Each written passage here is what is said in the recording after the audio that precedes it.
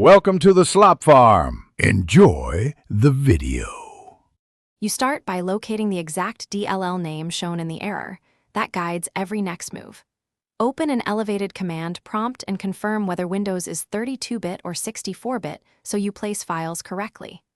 Next, scan the application folder, then System32 and syswow64. These are the usual homes. Once done, avoid random downloads. Instead, verify file origin or copy the DLL from a trusted backup or installer package to prevent version conflicts.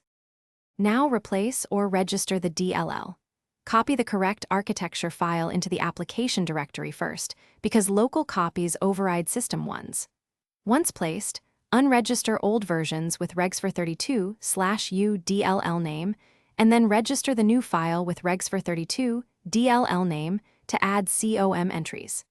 If the DLL still fails, run Dependency Walker or a similar tool to reveal missing subordinate DLLs or version mismatches, because most runtime errors finish by restarting the application and, if needed, the system.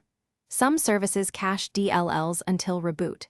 If problems persist, reinstall the application or relevant runtime packages like Visual C++ redistributables to restore proper versions.